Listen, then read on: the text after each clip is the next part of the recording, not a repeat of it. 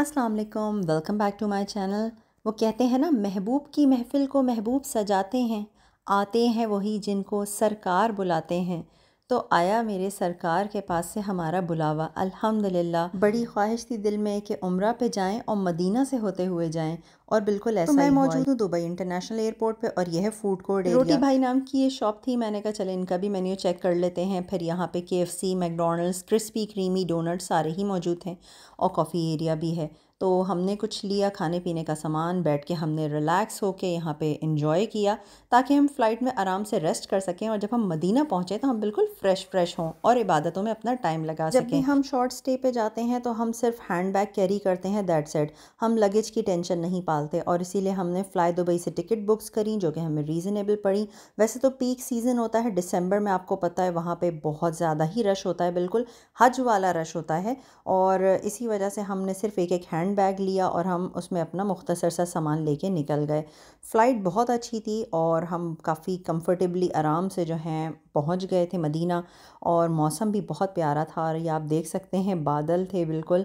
और अल्हम्दुलिल्लाह बहुत अच्छा वक्त गुज़रा, तस्बीहात पढ़ते हुए गुज़रा और वक्त बहुत जल्दी ही गुज़र गया और हम फाइनली पहुंच गए थे मदीना।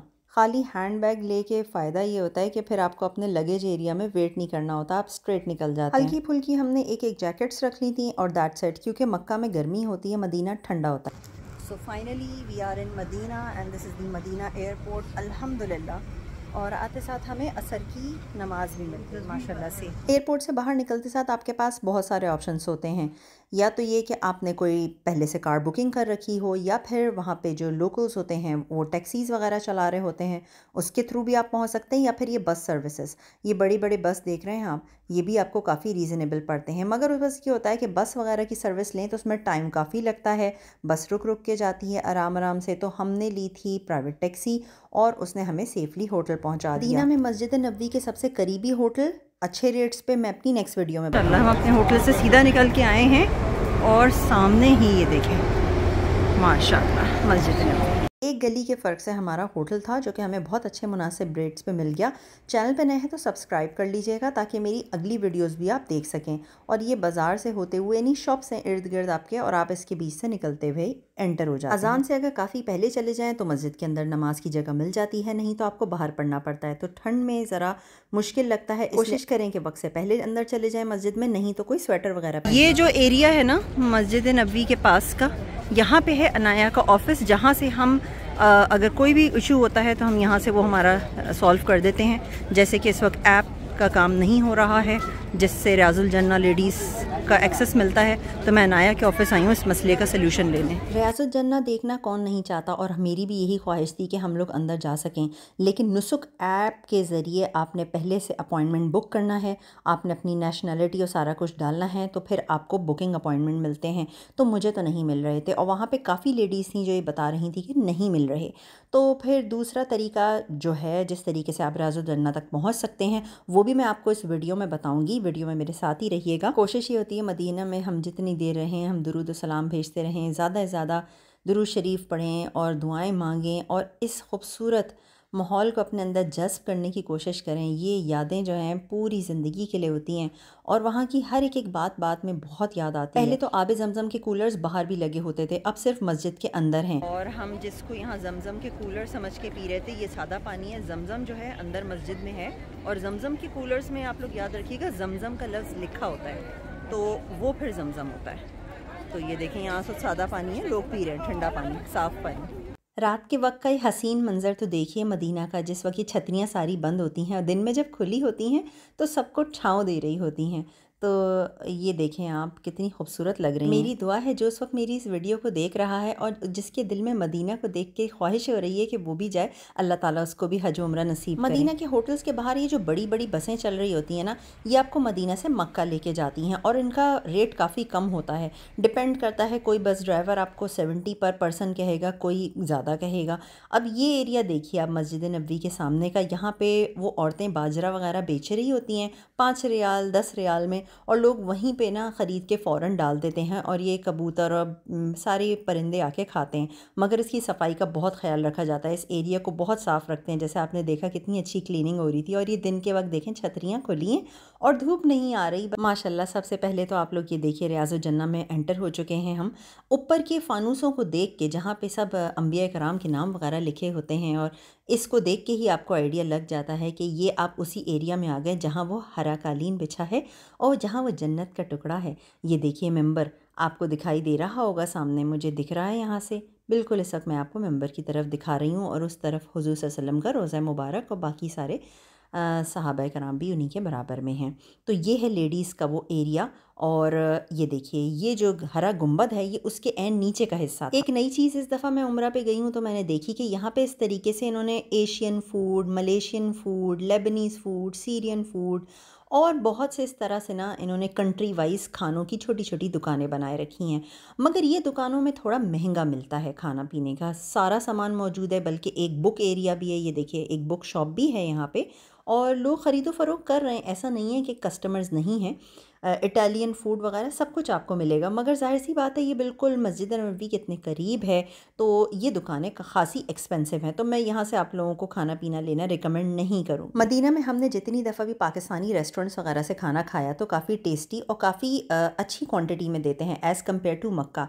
जबकि मक्का में टेस्ट का हिसाब नहीं है, वहाँ ज़ाहिर है इतना रश और लोग इतने ज़्यादा होते हैं कि बस वहाँ पे सिर्फ पेट भरने के लिए खाना खाया जाता है, मज़े के लिए नहीं। तो यहाँ पे माशाल्लाह क्वांटिटीज़ भी काफ़ी ज़्यादा थी। और ये दुकानें आप देख लें बिल्कुल इसके सामने हैं। ये बहुत ही फेमस एरिया है, हर कोई जो वहाँ पे हो के आया है वो इस एरिया को देख के समझ जाएगा, और जो लोग जाना चाहते हैं वो आराम से इसको फाइंड आउट कर लेंगे। तो ये लाइन से आप ये हरी हरी सी जो छतें देख रहे हैं, ये एक जैसी इन्होंने दुकानें बनाई हुई हैं और उस पर यहाँ पे लोग खाना पीना बेचते हैं। और उसके पीछे का ही हिस्सा ये है जो, और इसके बिल्कुल सामने ईमार रॉयल होटल है जिसमें हम लोग ठहरे थे। तो हमें तो यहाँ से एक ही गली का फ़र्क पड़ता था, सीधा हमें मस्जिद का एक्सेस मिल जाता था, हम सीधी रोड चलते थे। मेरे होटल के ही सामने यहाँ पे इतना बड़ा इन्होंने मैप लगाया हुआ है, अगर आप इसको डिटेल में पढ़ें तो सारा कुछ इसमें गिवन है, और सारे लैंडमार्क्स के नाम और किस गेट से कौन सा होटल का एक्सेस है सारा कुछ इसमें दिया गया है। तो मैंने सोचा कि चले मैं इसको आपके साथ ज़रूर डिस्कस करूं कि ये जो रेड जोन है इसमें होटल लेने का क्या फ़ायदा है, और गेट से लेडीज़ को रियाज़ुल जन्नह तक जाने का एक्सेस इजीली मिल सकता है और वो वहाँ जाके भी दुआएं मांग सकती हैं। तो ये है मैप, और इस मैप में है सारी एक्सप्लेनेशन। तो आप ज़रा हमें एक्सप्लेन करेंगे कि मस्जिद नबवी कहाँ है, और अगर औरतें जाना चाहें तो कौन सा शॉर्टेस्ट रास्ता है, और अगर ऐप नुसुक उनके लिए काम ना करे, उनको ना मिले, जैसे कि हमने ट्राई किया नुसुक में 2-2 महीने की हमें नहीं मिल रही थी, बुकिंग फुल थी, तो फिर एक और तरीका हमने इख्तियार किया और हम उस तरह से रियाज़ुल जन्नह होके आ गए, जिसको रौदा भी कहते हैं। तो आप बताइएगा प्लीज़। मस्जिद नबवी का फ्रंट का जो हिस्सा है वो ऑब्वियसली आपका हरा गुंबद आप लोगों ने सबने देखा हुआ है, और वहीं हजूर अकरम सल्लल्लाहु अलैहि वसल्लम का रोज़ा पाक है, ठीक है। तो रोज़ा पाक में जब आपने एंटर होना है तो अब मुख्तलिफ गेट हैं, 1 2 3 इस तरह करके आप देख सकते हैं, ये मुख्तलिफ गेट्स चले आ रहे हैं। ये मस्जिद नबवी का अंदर का हिस्सा है, ठीक है। अब इसमें जो हम लेडीज़ को रेकमेंड करते हैं वो हम करते हैं गेट नंबर 30, 31 और इनसे आना।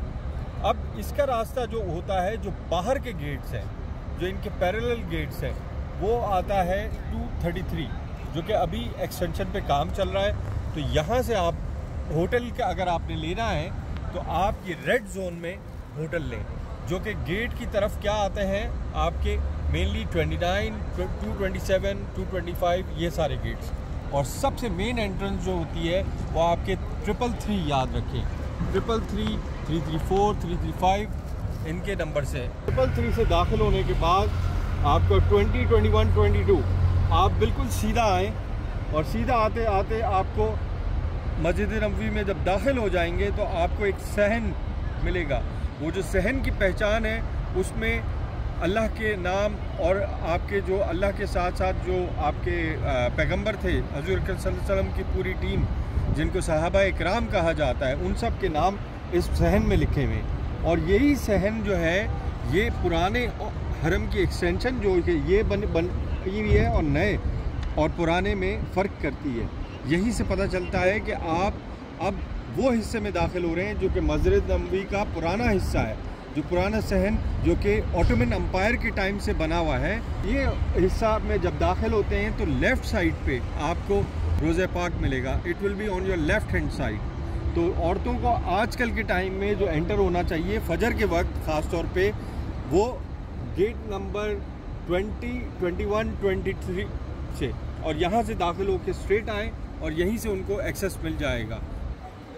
और ये हम बता रहे हैं कि जो नुसुक ऐप है, इनकी नुसुक करके ऐप, जिससे इंस्टॉल करके लेडीज़ के लिए हमने लेने हैं अपॉइंटमेंट बुकिंग फॉर रोज़ा मुबारक को देखने के लिए।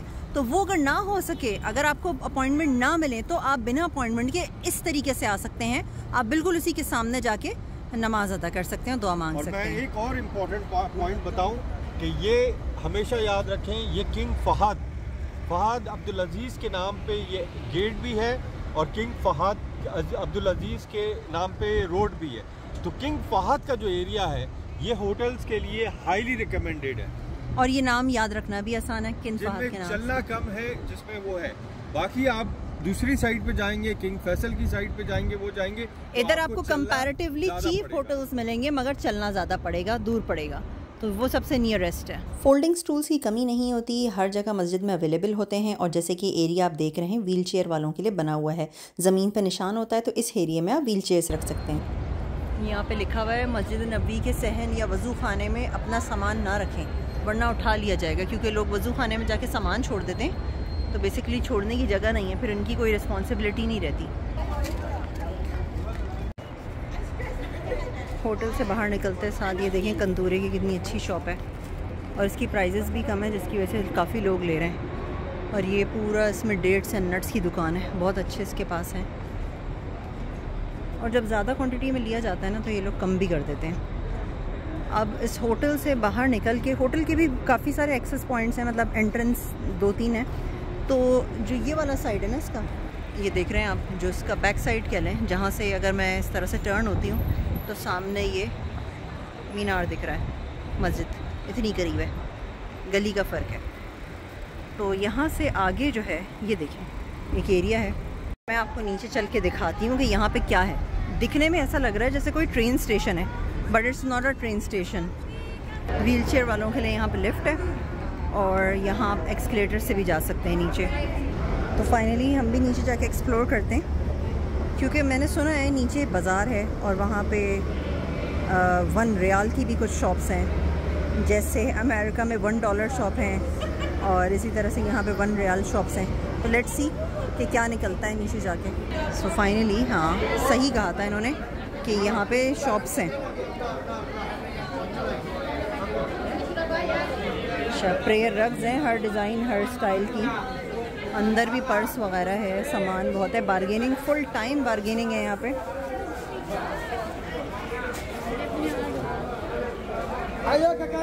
एवरीथिंग 1 रियाल, वाओ, हर चीज़ 1 रियाल की। तो मुझे तो बल्कि सिज़र देखनी है उम्रा के वक्त बाल कट करने के लिए। तो ये 1 रियाल में ये सारी चीज़ें हैं, टोपियाँ, पाउचेस, बड़े खूबसूरत से पाउचेस हैं। तो बास्केटें दे रहे हैं, इसमें आप जितना ख़रीदना है ख़रीद लो, 1 रियाल, और काउंट करके टोटल बिल आपको दे देंगे। अंदर देख लें 1 रियाल शॉप में। तस्बीहां ज़्यादा हैं, तस्बीहों की वैरायटी ज़्यादा है यहाँ पे। नेल कटर, अच्छा ऐसी चीज़ें हैं जो ज़रूरत पड़ती हैं। आई पेंसिल्स हैं, परफ्यूम्स हैं, इतर हैं, साबुन हैं, वैसलीन की बोतल भी है। वैसलीन बड़ी काम आती है। मैंने कहा शायद ये फ्रेगरेंस फ्री सोप हो तो एहराम के लिए अच्छा हो जाता, बट इसमें तो बहुत खुशबू है, खुशबू वाला साबुन है। हीना वगैरह भी है।